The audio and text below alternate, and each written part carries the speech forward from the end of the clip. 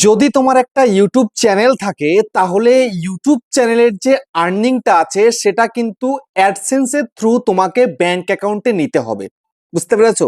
যদি তুমি চ্যানেলটাকে মনিটাইজেশন করেছো সমস্ত ক্রাইটেরিয়া পূরণ করার পরে এবং যা যা কাজ করার, যেমন identity verification, US tax form fill up, তারপরে তোমার হচ্ছে address verification, bank account set, এই সব কিছু করলে তারপরে $100 হলে তো ইউটিউব টাকাটা পাঠাচ্ছে।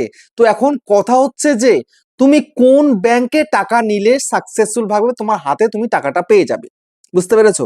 তো এখন অনেকেরই কিন্তু কোশ্চেন থাকে, তো আমি কোন ব্যাংক দেবো, আমার কাছে এই ব্যাংক রয়েছে, আমার কাছে ওই ব্যাংক রয়েছে, কোন ব্যাংক দিলে ভালোভাবে একদম পুরো ঠিকঠাক ভাবে আমি টাকাটা পাবো। তো সেই বিষয়ে কিন্তু আজকের ভিডিওতে আমি কথা বলবো যে কোন ব্যাংক দিলে সব থেকে বেটার হবে, ভালো হবে এবং তুমি খুব শান্তিপূর্ণভাবে ব্যাংক অ্যাকাউন্টে টাকাটা নিতে পারবে। কেননা ইউটিউবের টাকা তো হচ্ছে ডলারে হচ্ছে, কেননা এটা তো ইন্ডিয়ান নয়, এটা হচ্ছে আমেরিকান। আমেরিকাতে তো ইউএসডি মানে ডলার, তো সেই ডলারটা তো কনভার্ট হয়ে ব্যাংক অ্যাকাউন্টে টাকা হবে আমাদের, তাই না? তো কোন ব্যাংকে নিলে ভালো হবে সেটাই কিন্তু বলবো আজকের এই ভিডিওতে। সেই জন্য বন্ধুরা আজকের ভিডিওটা কিন্তু ভেরি ভেরি ভেরি ইম্পর্টেন্ট। যাদের ইউটিউব চ্যানেল আছে তারা কিন্তু অবশ্যই ভিডিওটা স্কিপ না করে সম্পূর্ণ দেখবে, তাহলে কিন্তু অনেক কিছু জানতে পারবে, অনেক কিছু বুঝতে পারবে, তাহলে কাউকে কিছু জিজ্ঞাসা করতে হবে না। আমাকে প্রচুর লোক জিজ্ঞাসা করছে, দাদা কোন ব্যাংক দেব, কেমন ব্যাংক দিলে ভালো হবে, সবটা কিন্তু আমি আজকের ভিডিওতে ক্লিয়ার করে দেবো একদম, আমাকে আর জিজ্ঞাসা করা লাগবে না। তো সেই জন্য মনোযোগ সহকারে ভিডিওটাকে সম্পূর্ণ দেখো এবং চ্যানেলে যদি প্রথমবারের জন্য এসছো চ্যানেলটাকে সাবস্ক্রাইব করে দাও, বেল আইকনকে প্রেস করে দাও, আর বন্ধুরা ভিডিওকে লাইক করতে কিন্তু ভুলবে না। লাইক করলে মোটিভেট হয়ে ভিডিও বানানোর কিন্তু আগ্রহ বাড়ে। আর হ্যাঁ বন্ধুরা, আমি কিন্তু উত্তর চব্বিশ পরগনার বনগাঁতে রয়েছি, তোমরা চাইলে আমার সঙ্গে দেখা করতে পারো, চ্যানেলে যে কোনো প্রবলেম নিয়ে আমার কাছে চলে আসতে পারো, কিন্তু এর জন্য চার্জ লাগবে। নিচে হোয়াটসঅ্যাপ নাম্বার রয়েছে, এই হোয়াটসঅ্যাপ নাম্বারে মেসেজ করো, কেউ ডাইরেক্ট কিন্তু কল করো না। আর তোমরা যারা অনেকটাই দূরে রয়েছে আমার কাছে আসতে পারবে, তোমরা কিন্তু হোয়াটসঅ্যাপে ভিডিও কলের মাধ্যমে চ্যানেলের যে কোনো প্রবলেমকে সলভ করতে পারবে, কিন্তু এর জন্য চার্জ লাগবে। নিচে হোয়াটসঅ্যাপ নাম্বার রয়েছে, এই হোয়াটসঅ্যাপ নাম্বারে মেসেজ করো, কেউ ডাইরেক্ট কিন্তু কল করো না। তো এখন আমি তোমাদেরকে বলবো, তোমাদের যে ইউটিউবে ইনকামটা হচ্ছে সেটা তোমাদের তো ব্যাংক অ্যাকাউন্টে নিতে হবে। তো কোন ব্যাংক হলে ভালো হয়?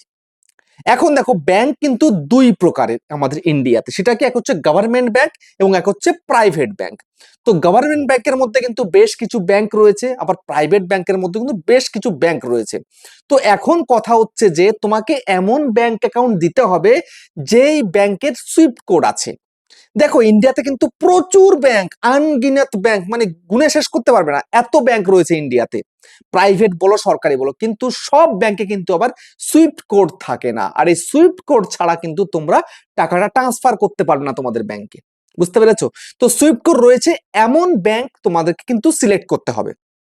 তো এখন সর্বপ্রথম তোমাদেরকে বলে দিই যে আমাদের যে গভর্নমেন্ট ব্যাংক মানে সরকারি ব্যাংক, তো কোন সরকারি ব্যাংক দিলে ভালো হয়? তো এখন সর্বপ্রথম যদি আমি তোমাদেরকে বলি সেটা হচ্ছে কি, SBI bank, state bank of India. বুঝতে পেরেছো? এই স্টেট ব্যাংক অফ ইন্ডিয়া কিন্তু আমিও দিয়ে রেখেছি, আমারও কিন্তু এসবিআই তেই টাকাটা আসছে। বুঝতে পেরেছো? আর এসবিআই তে যদি তুমি দিয়ে রাখো তাহলে কিন্তু তোমার এসবিআই তে খুব তাড়াতাড়ি টাকাটা আসে। কেমন আসে? যেমন ধরো কোনো কোনো মাসে কিন্তু ইউটিউবের তরফ থেকে 21 তারিখে সেন্ড করা হয়, কোনো কোনো মাসে 22 তারিখে সেন্ড করা হয়। আমি দেখেছি যে এই যে গত মাসে আমার টাকাটা এলো, বুঝতে পেরেছো, সেটা কবে এসছে জানো? এসছে আমাকে 22 তারিখে সেন্ড করেছে, 22 তারিখেই টাকাটা চলে এসছে আমার ব্যাংক অ্যাকাউন্টে। বুঝতে পেরেছো? কয়েকটা ঘন্টার মধ্যে চলে এসছে। আমি দেখলাম মেইল করলো, তার কিছু সময় পরে দেখি ব্যাংকের থেকে মেসেজ চলে এসছে। তো এসবিআইটা সব থেকে ভালো, আমি বিগত কয়েকটা বছর ধরে দেখে আসছি যে এসবিআইতেই কিন্তু সব থেকে স্পিডে টাকাটা আসছে। কোনো কোনো দিন হয়তো বা 23 তারিখ 24 তারিখ হয়ে যায়, কিন্তু এই ফার্স্ট টাইম আমার দিনের দিন চলে এসছে, কয়েকটা ঘন্টার মধ্যে এসছে।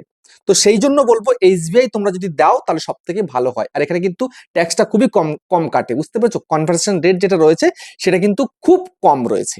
বুঝতে পেরেছো? এরপরে যদি বলি তোমাদেরকে যে পাঞ্জাব ন্যাশনাল ব্যাংক, এটাও তো আমাদের সরকারি ব্যাংক, পাঞ্জাব ন্যাশনাল ব্যাংকটাও কিন্তু ভালো, ওখানেও ট্যাক্স খুব একটা কিন্তু কাটে না। বুঝতে পেরেছো? ওখানে কিন্তু আসতে একটু টাইম লেগে যায়, 3-4 দিন 5 দিন, কোনো কোনো সময় 6 দিনও কিন্তু লেগে যায়।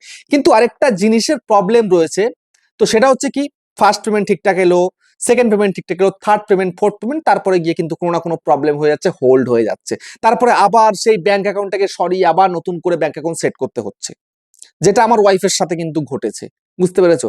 তো সেই জন্য পাঞ্জাব ন্যাশনাল দিলে একটুখানি তোমাদের খেয়াল রাখতে হবে যেন হোল্ড হয়ে না যায়। হোল্ড হয়ে গেলে 1 মাসের টাকা আসবে না, পরে কিন্তু যখন তুমি আবার ব্যাংক অ্যাকাউন্টটাকে ডিলিট করে দিয়ে নতুন করে আবার ব্যাংক অ্যাকাউন্টটা দেবে সবকিছু ঠিকঠাক করে, তারপরে কিন্তু টাকাটা আবার চলে আসবে। বুঝতে পেরেছো? তো সেক্ষেত্রে একটুখানি বেশি দিন কিন্তু লাগে, আর এমনি কোনো তেমন প্রবলেম হয় না। তারপরে রয়েছে কি ব্যাংক অফ বরোদা, ওখানেও কিন্তু খুব ভালো। বুঝতে পেরেছো? ওখানেও খুব একটা বেশি দিন লাগে না, 3-4 দিন কিন্তু টাইম লাগে। কোনো কোনো ক্ষেত্রে কোনো কোনো সময় লেগে যেতে পারে একটু বেশি, কিন্তু খুব বেশি দিন কিন্তু লাগে না। ঠিক আছে? তারপরে রয়েছে ইউকো ব্যাংক। এই ইউকো ব্যাংকে কিন্তু মোটামুটি 1 সপ্তাহ 8 দিন 9 দিন কিন্তু টাইম লেগে যায়। এখানেও ট্যাক্স খুব একটা কিন্তু কাটে না। বুঝতে পেরেছো? কমই কাটে। তো ইউকো ব্যাংক যদি তোমরা দাও তাহলেও কিন্তু একটু টাইম তোমাদেরকে নিতে হবে। বুঝতে পেরেছো? তারপরে রয়েছে কি ব্যাংক অফ ইন্ডিয়া। এই যে ব্যাংক অফ ইন্ডিয়াটা রয়েছে, আমি দিয়ে কিন্তু ভীষণ ভুগেছি। আমার যে এই যে বড় প্লে বাটনটা দেখছো, যেই চ্যানেলের প্লে বাটন, ওই চ্যানেলটা কিন্তু আমি ব্যাংক অফ ইন্ডিয়াটাই দিয়েছিলাম। তো ব্যাংক অফ ইন্ডিয়া দিয়ে আমি কিন্তু ফেসে গেছিলাম। দেখো 21 তারিখে সেন্ড করেছে, আমি 30 তারিখ পর্যন্ত দেখেছি, আসছে না টাকা। টাকা আমি হাতে পাচ্ছি না। আরো কি মেসেজ আসছে প্রতিদিন একটা করে, কি একটা মেসেজ, বুঝতে পেরেছো? যে হোল্ড হয়ে গেছে, হ্যান হয়ে গেছে, ত্যান হয়েছে, এসব হচ্ছে। তারপরে ব্যাংকে ছোটাছুটি ছোটাছুটি, ব্যাংকের লোকেরাও জানে না যে কি হবে কি হবে। তারপরে দেখলাম সেই টাকাটা আমার কাছে পরের মাসের 4 তারিখে গিয়ে আমার ক্যাশ হয়েছে, ট্যাক্স ফ্যাক্স কেটে। বুঝতে পেরেছো? তো অনেক ডিলে করে। ফিমা গাইডলাইন্স বলে কোনো একটা কি আছে, সেই গাইডলাইন্স এর মধ্যে কি সব হ্যান হয়ে যায়। তো ওটা না দেওয়াটাই বেটার। ব্যাংক অফ ইন্ডিয়া তোমরা দেবে না, আমি এটাই বলবো। যদি দাও তাহলে 15 দিন তোমাদেরকে ওয়েট করতে হবে। ঠিক আছে? তো এই তো গেল আমাদের সরকারি ব্যাংক, গভর্নমেন্ট ব্যাংক। তো এবার আমি তোমাদেরকে বলবো যে প্রাইভেট ব্যাংকগুলো রয়েছে, যেমন অ্যাক্সিস ব্যাংক রয়েছে, আইসিআইসিআই ব্যাংক রয়েছে, বন্ধন ব্যাংক রয়েছে, এইচডিএফসি ব্যাংক রয়েছে, কোটাক মহিন্দ্রা ব্যাংক রয়েছে, আরো প্রচুর ব্যাংক রয়েছে। তো এখন আমি এর মধ্যে থেকে বলবো, এই যে ব্যাংকগুলোর নাম তোমাদেরকে বললাম, যেমন Axis bank, ICICI bank, Bandhan bank, HDFC bank, Kotak Mahindra bank, এরা কিন্তু খুব ভালো ব্যাংক। কিন্তু কথা হচ্ছে যে এদের কিন্তু ট্যাক্সটা কিন্তু বেশি। বুঝতে পেরেছো? কনভার্সেশন রেট কিন্তু অনেকটাই বেশি নেয় এরা। বুঝতে পেরেছো? যেমন তোমার একটা পেমেন্ট আসবে, সেখান থেকে কিন্তু একটা মোটা অঙ্কের টাকা কিন্তু কেটে রেখে দেবে ওরা। আর এখানেও কিন্তু তাড়াতাড়ি করে চলে আসে, মোটামুটি খুব জোর 1 সপ্তাহ, 1 সপ্তাহ লাগে না, কোনো কারোর লাগে না, যদি খুব প্রবলেম না হয় 1 সপ্তাহ লাগে না। বুঝতে পেরেছো? যেমন আমার কিন্তু বন্ধন ব্যাংক দেওয়া রয়েছে আমার একটা চ্যানেলের মধ্যে। তো সেই চ্যানেলে দেখতে পাচ্ছি যে না, 2 দিনের মধ্যেই চলে আসে। 22 তারিখে সেন্ড করলে 24 তারিখে পেয়ে যাচ্ছি আমরা টাকাটা।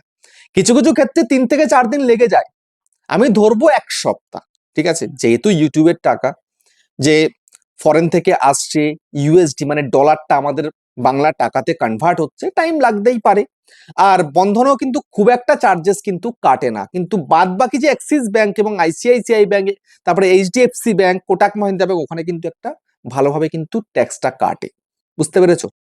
তো সেই জন্য আমি বলবো তোমাদেরকে যে সবসময় চেষ্টা করবে গভর্নমেন্ট ব্যাংক দেওয়ার। আমাদের যে ইন্ডিয়া যে গভর্নমেন্ট ব্যাংকগুলো রয়েছে, এই ব্যাংকগুলো দিলে সব থেকে ভালো হয়, তাহলে টেনশনের কিছু আর কিন্তু থাকে না। বুঝতে পেরেছো?